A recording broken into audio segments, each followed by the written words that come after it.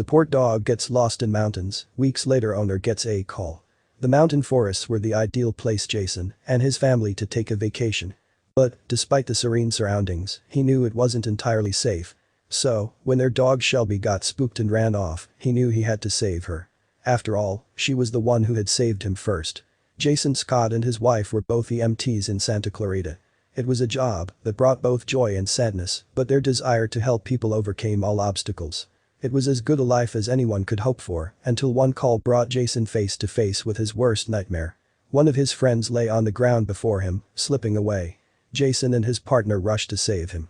It was a frantic chain of trying every medical option possible, anything to keep him alive, and to the hospital. But, in the end, it wasn't enough. He watched his friend pass in his arms. Even though they did everything they could, he felt a world of guilt crush down on his chest. He spiraled down into a deep depression, blaming himself for everything. With his family at his side, there was just enough left to make one reach for salvation. Therapy didn't work, talking about it was beyond painful, and other avenues brought no comfort. This is when they had the idea of an emotional support dog. There was only one rule. They had to wait for the perfect fit. It was one stubby pup that caught their attention and their hearts. Shelby became part of the family. She went everywhere with them. This included family vacations. One excursion to the Sierra Mountains would end up one they regretted. They had barely set up camp when something in the woods made the dog bolt for cover. Even though she was well trained, she didn't reappear when they called her. Jason felt the pressure in his chest return. There were bears and other dangerous animals that called the area home. It was a frantic search until dark. They were forced to return home, but he wasn't ready to give up. He called a way home for animals, and the founder agreed to help. Babs Fry took the reins. She organized searches, posters, and even dog traps with food. Everyone in the area knew exactly what to do if they spotted the dog. But as days turned into weeks, even she started to worry. Jason sat by the phone, waiting for terrible news. Babs looked into every call. The family checked the weather reports and cried when it got too cold. Every failed lead took its toll on the ones that loved Shelby most. In the back of their minds, they thought, there's hope, but then there is reality.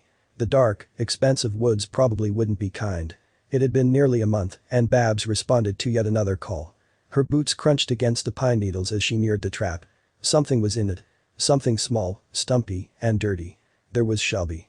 The Scott family cried with happiness when they got the call. But the story didn't end there. The day of their reunion was something out of Lassie movie. The pup cowered behind Babs, hunched and unsure of what was going on. The Scott family stood at the other end of the room, staying perfectly still. Jason's EMT friends had joined the group and quietly sat off to the side. Shelby took one step forward and sniffed the air. Something was familiar. With ears flopped back and tail tucked between her legs, she crept forward. The first sniff was to an already crying mom. All it took was one hug and the little nub of a tail started to wag. But then she got to Jason. She jumped up onto her human father with contagious excitement. It was nothing but cuddles and dog kisses. Jason felt his heart melt and the tears come. He was relieved when he had got the call, but now it was real. The EMT friends got a quick sniff and nudge before she ran back into Jason's arms. Shelby rolled onto her back and nuzzled into him like a little fur baby. There she stayed, happily taking every scratch, rub, hug, and kiss from her family.